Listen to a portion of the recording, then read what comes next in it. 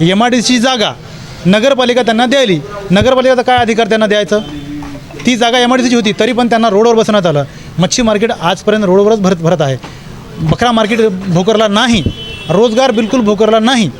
साहेबांनी विकास केला. काय केला विकास? रेस्ट हाऊस बांधला, पोलीस स्टेशन बांधला. गरीबाचा तिथं काय रोल? रेस्ट हाऊसचं आम्ही ऐकलो किती वेळ बांधलेला? तीन वेळेस बांधला. ते रेस्ट हाऊस कोणासाठी बांधला? साहेबासाठीच बांधला ना. इथं साहेब येतात, साहेब थांबतात, गरीब तिथं जात नाही. गरीबाला गेटच्या मध्ये एंट्री नाही.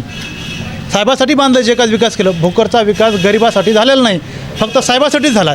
साहेब जिथं येतील तिथला विकास झाला. पुलाचं लय विशेष चाललं. पूल बांधले. पूल इकडून 3 फीट कमी आणि इकडून 3 फीट कमी केलेला आहे. त्याची माहिती आम्ही घेणार आहोत. साहेब इकडून खाली एवढा वास येतोय साहेबाला आणि आमचे भोकरचे जे आमदार आता निवडून आलेत त्यांना फक्त 10 मिनटं तिथं थांबून बघा म्हणावं, त्यांनाच कळेल तिथं किती वास येतो. 1 मिनटं तिथं जाता येत नाही, अशी परिस्थिती आहे.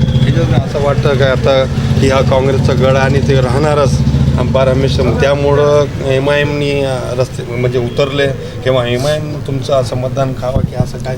MIMने भोकरला काही फरक पडणार नाही, कारण भोकरची जनता सुशिक्षित सुजाण आहे.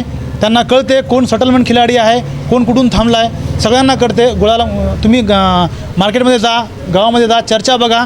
चर्चा चालू आहे. आता तुम्हाला व्हिडिओ दाखवले, असे खूप काही व्हिडिओ फोटो अजून येतील, ते पण आम्ही व्हायरल करू. एक विधानसभेला एक व्हिडिओ व्हायरल झाला होता. पप्पू कोंडेकर पाटील जे उभं होते आमदार केला, तर तेव्हा काय मतदारांना लपून काय? हो ना, इथेच माझ्याकडे ते व्हिडिओ पण आहे. आज पण व्हिडिओ आहे.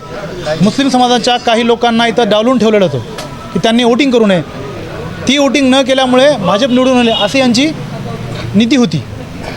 आता किती आमचे 11 वार्डामध्ये 22 नगरसेवक आणि संदीप पाटील गौड हे नगराध्यक्षासाठी उभे टाकलेले आहेत. जनतेला कळकळीची विनंती आहे, त्यांनी पंजाला वोट करून काँग्रेसला निवडून द्यावं.